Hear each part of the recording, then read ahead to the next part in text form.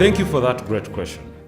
In 1926, Nikola Tesla predicted that 47 years later, April 3rd, 1973, that we would be working with mobile phones that are as small as those phones you would put in your pocket. No one believed that. And that's where the world has come from.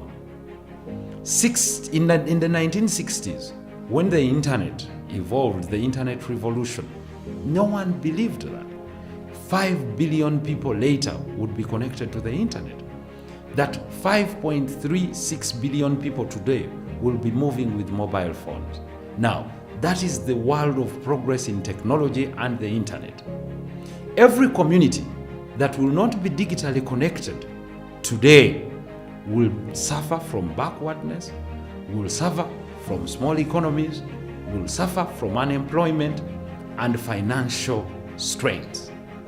Therefore, the leadership of the world should focus today on bringing digital connectivity to their people, moving the internet to their people, and basically making sure that all their people at least are digitally literate. And that's what we call the movement from the Web 1 of the internet to the Web 3 where the world is. Now, as the basic infrastructure grows, finance grows, medicine grows, construction grows, education grows, but all those must be on the bottom line, fixed on the internet and literacy of the computer, or what we call digital literacy. Now, those levels are very low in Africa and in certain parts of Asia, and that is why we are slowing down. Even when we have great brains in Africa, even when we have great people in Africa, even when we have a young population, the biggest young population of the world is partly in Africa, and in Asia.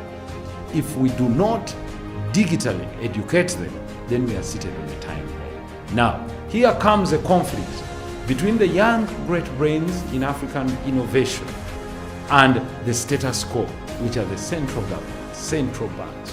It comes to crypto. Did you know that the cryptocurrency revolution accounted at its peak for over $3 trillion in the market? And even at its lowest as it is today, it is trading at about 1.7 trillion. Now, this is much bigger than what Africa has been trading around with for a greater part of its time. Combining the entire GDP of Africa comes to about $3.2 to $3.8 trillion.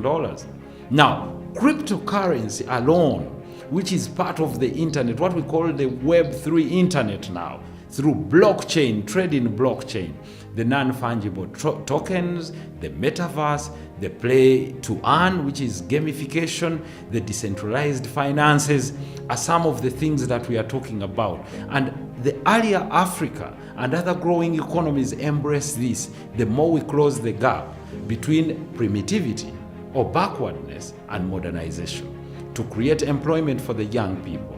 There are very many young innovators all over Africa that are trying to make innovations in the environmental sector, whether it be it industrialization, medical sector, but they cannot achieve this, even be it tourism, if they do not know how to use the internet.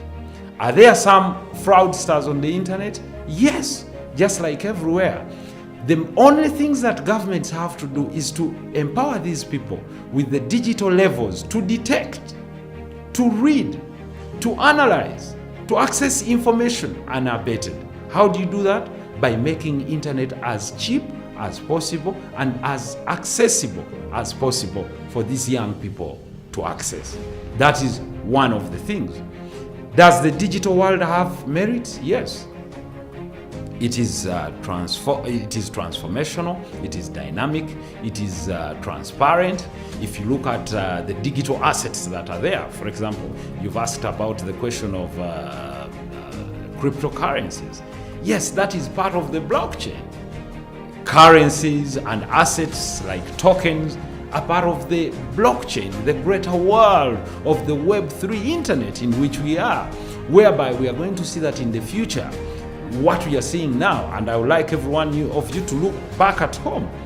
Every young child that is below the age of 13 and 10 at the moment Whenever you sit with them, they are glued up on their phones, on their communication gadgets, be it laptops, be it Kindles, be it phones.